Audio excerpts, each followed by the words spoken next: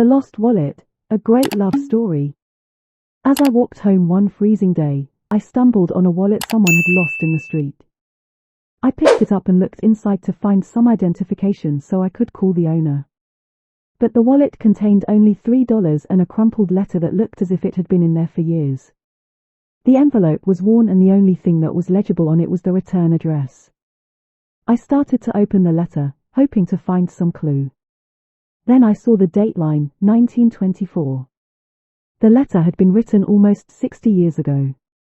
It was written in a beautiful feminine handwriting on powder blue stationery with a little flower in the left-hand corner. It was a Dear John letter that told the recipient, whose name appeared to be Michael, that the writer could not see him anymore because her mother forbade it. Even so, she wrote that she would always love him. It was signed, Hannah. It was a beautiful letter, but there was no way except for the name Michael, that the owner could be identified. Maybe if I called information, the operator could find a phone listing for the address on the envelope. Operator, I began, this is an unusual request. I'm trying to find the owner of a wallet that I found.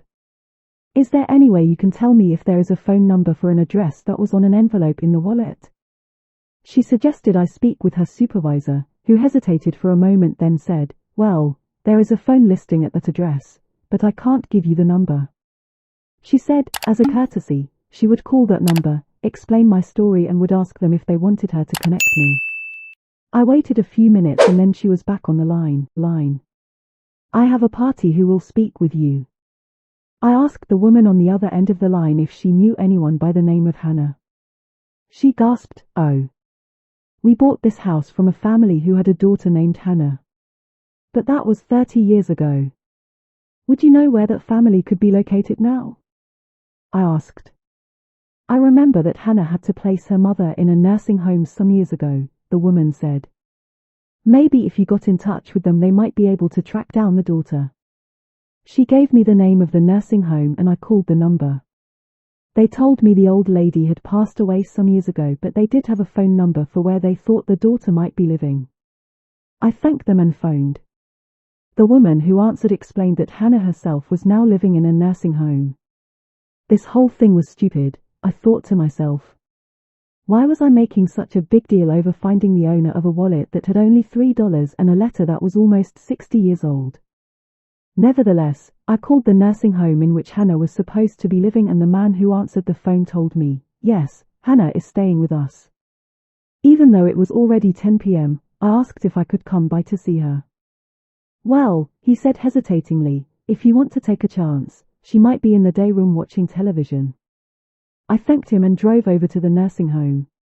The night nurse and a guard greeted me at the door.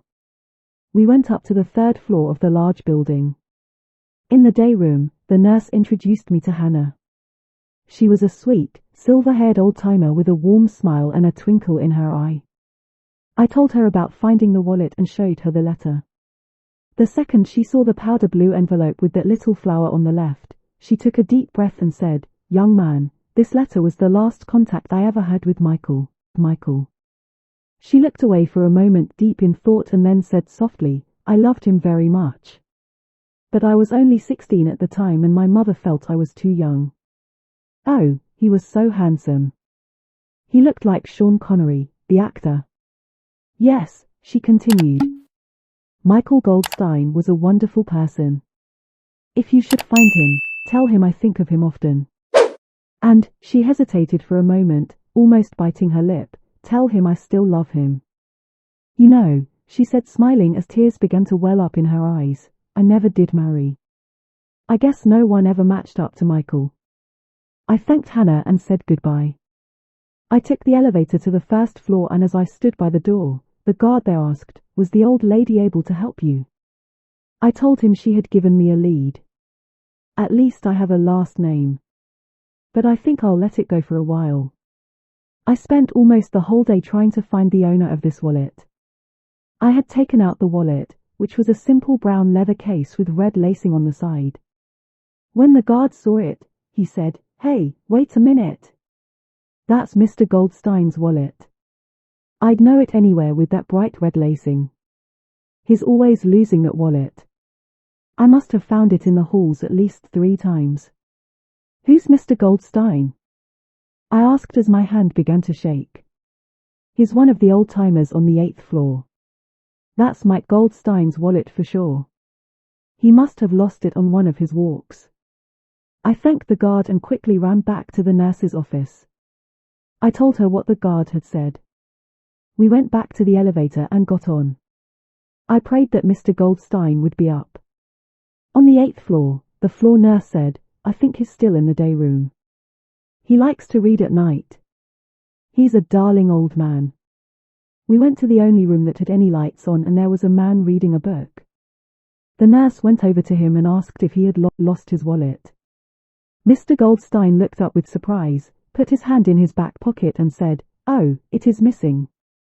This kind gentleman found a wallet and we wondered if it could be yours."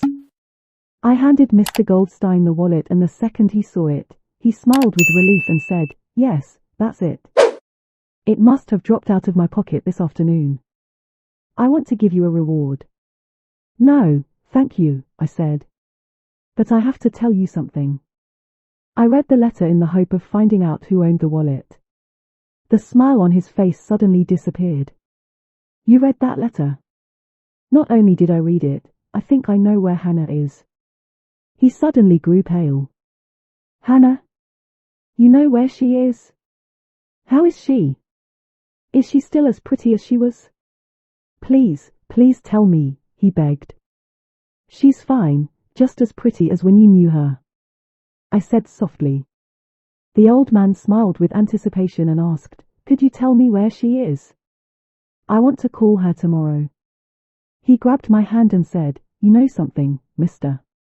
I was so in love with that girl that when that letter came, my life literally ended. I never married. I guess I've always loved her." "Mr. Goldstein," I said, "come with me." We took the elevator down to the 3rd floor. The hallways were darkened and only 1 or 2 little nightlights lit our way to the day room where Hannah was sitting alone watching the television. The nurse walked over to her. "Hannah," she said softly, pointing to Michael, who was waiting with me in the doorway.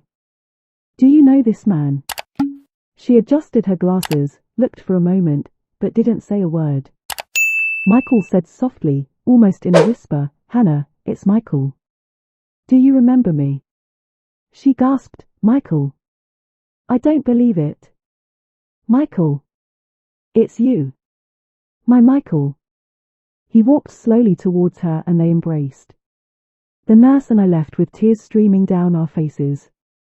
"See," I said. "See how the good Lord works. If it's meant to be, it will be." About 3 weeks later I got a call at my office from the nursing home. "Can you break away on Sunday to attend a wedding? Michael and Hannah are going to tie the knot." It was a beautiful wedding with all the people at the nursing home dressed up to join in the celebration. Hannah wore a light beige dress and looked beautiful. Michael wore a dark blue suit and stood tall. They made me their best man. The hospital gave them their own room, and if you ever wanted to see a 76-year-old bride and a 79-year-old groom acting like 2 teenagers, you had to see this couple. A perfect ending for a love affair that had lasted nearly 60 years.